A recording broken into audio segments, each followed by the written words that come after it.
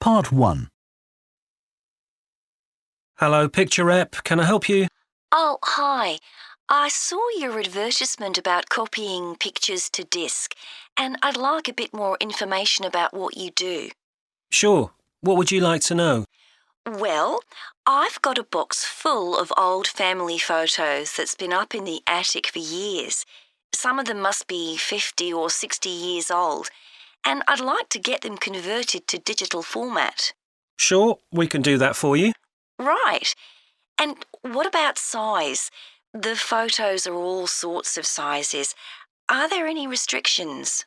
Well, the maximum size of photo we can do with our normal service is 30 centimetres, and each picture must be at least 4 centimetres. That's the minimum we can cope with. Well, that should be fine. And some of them are in a frame. Should I take them out before I send them? Yes, please. We can't copy them otherwise. And also the photos must all be separate. They mustn't be stuck into an album. OK, that's not a problem. So, can you give me an idea of how much this will cost? I've got about 360 photos, I think. We charge £195 for 300 to 400 photos for the basic service. OK, and does that include the disc? Yes, one disc, but you can get extra ones for £5 each. That's good. So, do I need to pay when I send you the photos? No, we won't need anything until we've actually copied the pictures. Then we'll let you know how much it is, and once we've received the payments, we'll send the parcel off to you. Right. Is there anything else you'd like to ask about our services? Yes, I've roughly sorted out the photos into groups, according to what they're about. So, can you keep them in those groups when you copy them? Sure, we'll save each group in a different folder on the disk, and if you like, you can suggest a name for each folder. So, I could have one called Grandparents, for instance. Exactly. And do you do anything besides scan the photos? Like, can you make any improvements? Yes, in the standard service, each photo is checked, and we can sometimes touch up the colour a bit or improve the contrast. That can make a big difference. OK, and some of the photos are actually quite fragile. They won't get damaged in the process, will they? No, if any look particularly fragile, we'd do them by hand. We do realise how precious these old photos can be. Sure. And another thing is we can make changes to a photo if you want. So if you want to remove an object from a photo or maybe alter the background, we can do that. Really? I might be interested in that. I'll have a look through the photos and see. Oh, and talking of fixing photos, I've got a few that aren't properly in focus. Can you do anything to make that better? No, I'm afraid that's one thing we can't do. OK. Any other information I can give you? How long will it all take? We aim to get the copying done in 10 days. Fine. Right, well, I'll get the photos packed up in a box and post them off to you. Right. If you've got a strong cardboard box, that's best. We've found that plastic ones sometimes break in the post. OK. Right, thanks for your help. Bye. Bye. Part 2. Good morning, and thank you for coming here today. I'd like to bring you up to date with changes in the school that will affect your children. As you know, the school buildings date from various times, some from the 1970s, some from the last 5 years, and of course, Dartfield House is over a century old. It was commissioned by a businessman, Neville Richards, and intended as his family home, but he died before it was completed. His heir chose to sell it to the local council, who turned it into offices. A later plan to convert it into a tourist information centre didn't come about through lack of money, and instead it formed the nucleus of this school when it opened 40 years ago. The school has grown as the local population has increased, and I can now give you some news about the lower school site, which is separated from the main site by a road. Planning permission has been granted for development of both sites. The lower school will move to new buildings that will be constructed on the main site. Developers will construct houses on the existing lower school site. Work on the new school buildings should start within the next few months. A more imminent change concerns the catering facilities and the canteen. The canteen is always very busy throughout the lunch period. In fact, it's often full to capacity because a lot of our pupils like the food that's on offer there. But there's only one serving point, so most pupils have to wait a considerable time to be served. This is obviously unsatisfactory, as they may have hardly finished their lunch before afternoon lessons start. So, we've had a new food hall built, and this will come into use next week. It'll have several serving areas, and I'll give you more details about those in a minute. But one thing we ask you to do to help in the smooth running of the food hall is to discuss with your children each morning which type of food they want to eat that day, so they can go straight to the relevant serving point. There won't be any junk food. Everything on offer will be healthy, and there's no change to the current system of paying for lunches by topping up your child's electronic payment card online. You may be wondering what will happen to the old canteen. We'll still have tables and chairs in there, and pupils can eat food from the food hall or lunch they've brought from home. Eventually, we may use part of the canteen for storage, but first, we'll see how many pupils go in there at lunchtime. OK, back to the serving points in the food hall, which will all have side dishes, desserts, and drinks on sale, as well as main courses. One serving point we call World Adventures. This will serve a different country's cuisine each day. Maybe Chinese one day and Lebanese the next. The menus will be planned for a week at a time, so pupils will know what's going to be available the whole of that week. Street life is also international, with food from 3 particular cultures.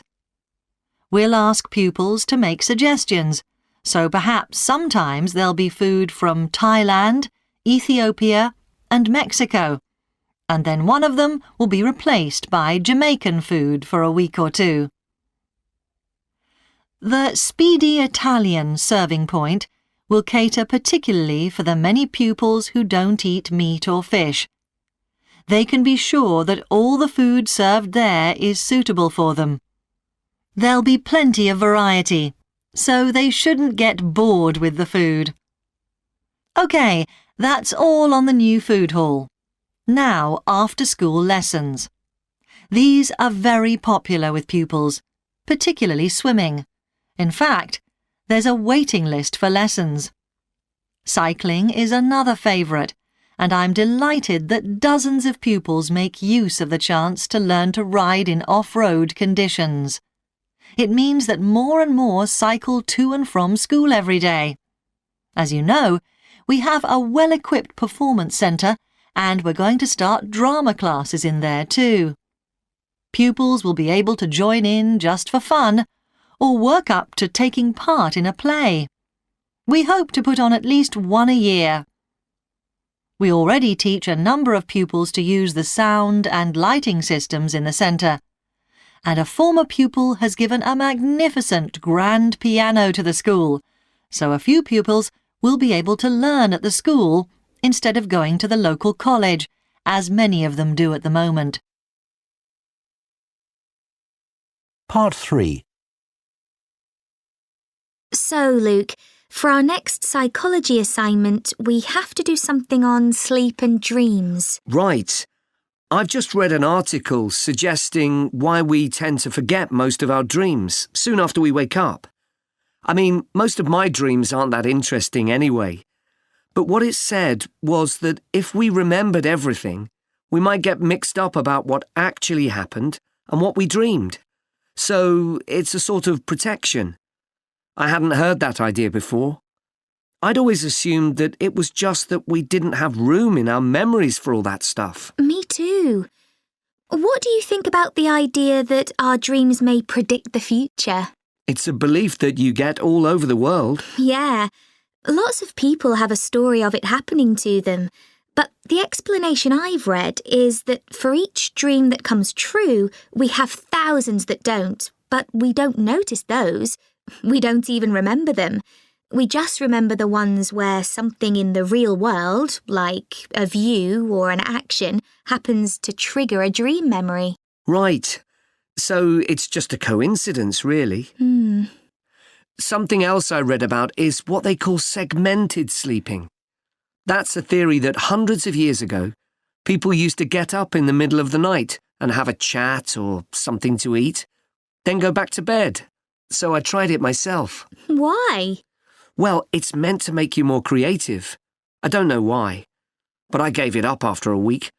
It just didn't fit in with my lifestyle. But most preschool children have a short sleep in the day, don't they? There was an experiment some students did here last term to see at what age kids should stop having naps, but they didn't really find an answer. They spent a lot of time working out the most appropriate methodology, but the results didn't seem to show any obvious patterns. Right. Anyway, let's think about our assignment. Last time I had problems with the final stage, where we had to describe and justify how successful we thought we'd been. I struggled a bit with the action plan too. I was okay with the planning, but I got marked down for the self-assessment as well. And I had big problems with the statistical stuff. That's where I really lost marks. Right. So, shall we plan what we have to do for this assignment? Okay. First, we have to decide on our research question. So, how about, is there a relationship between hours of sleep and number of dreams? Okay. Then we need to think about who we'll do the study on. About 12 people? Right. And shall we use other psychology students? Let's use people from a different department. What about history? Yes, they might have interesting dreams.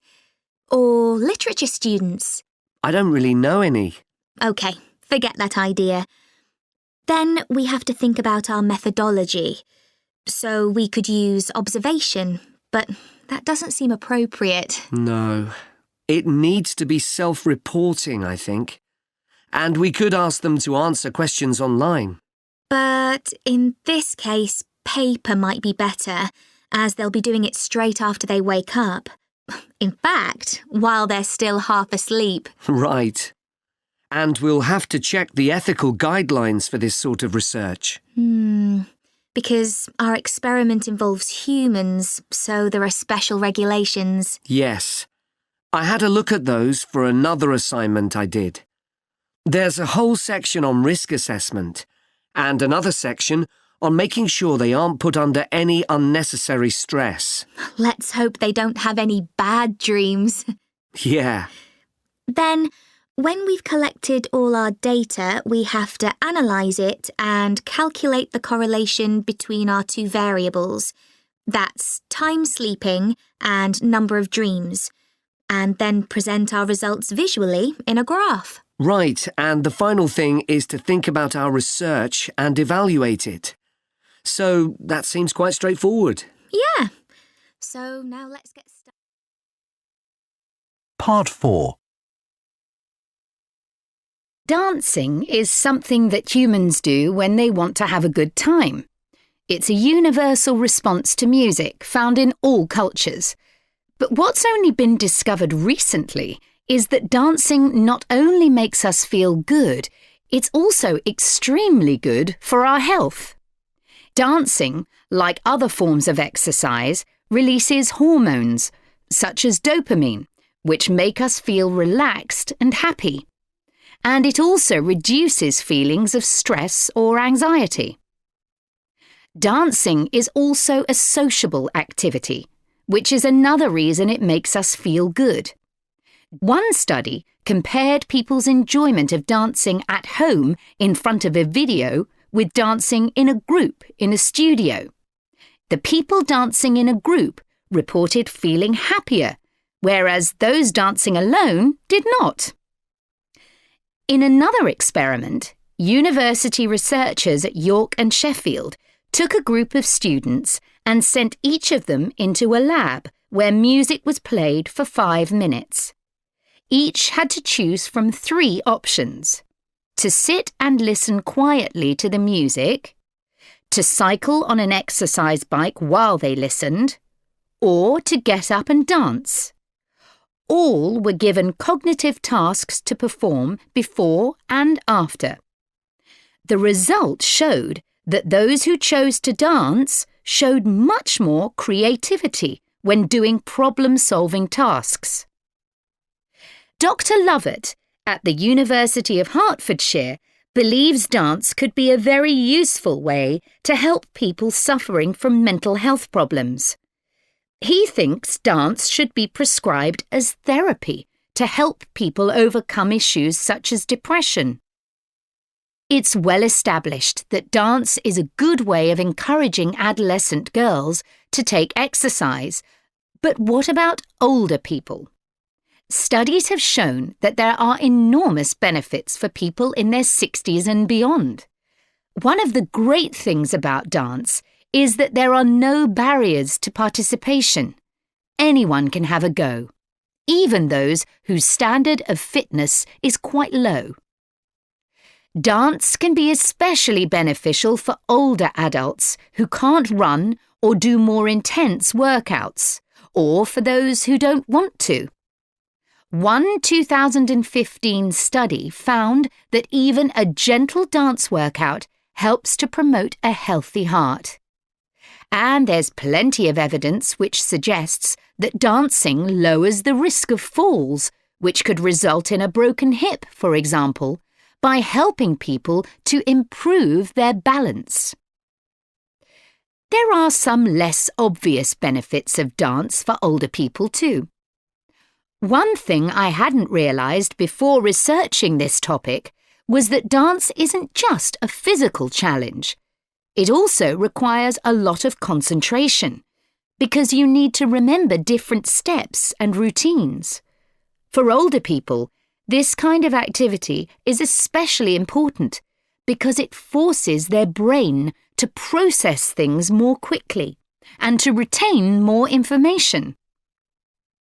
Current research also shows that dance promotes a general sense of well-being in older participants, which can last up to a week after a class. Participants report feeling less tired and having greater motivation to be more active and do daily activities such as gardening or walking to the shops or a park. Ballroom or country dancing, both popular with older people, have to be done in groups. They require collaboration and often involve touching a dance partner, all of which encourages interaction on the dance floor. This helps to develop new relationships and can reduce older people's sense of isolation, which is a huge problem in many countries. I also looked at the benefits of Zumba. 15 million people in 180 countries now regularly take a Zumba class, an aerobic workout based on Latin American dance moves. John Porcari, a professor of exercise and sports science at the University of Wisconsin, analysed a group of women who were Zumba regulars and found that a class lasting 40 minutes burns about 370 calories. This is similar to moderately intense exercises like step aerobics or kickboxing. A study in the American Journal of Health Behaviour showed that when women with obesity did Zumba 3 times a week for 16 weeks, they lost an average of 1.2 kilos and lowered their percentage of body fat by 1%. More importantly, the women enjoyed the class so much that they made it a habit and continued to attend classes at least once a week. Very unusual for an aerobic exercise program. Dance is never going to compete with high-intensity workouts when it comes to physical fitness gains, but its popularity is likely to keep on rising because it's such a fun way to keep fit.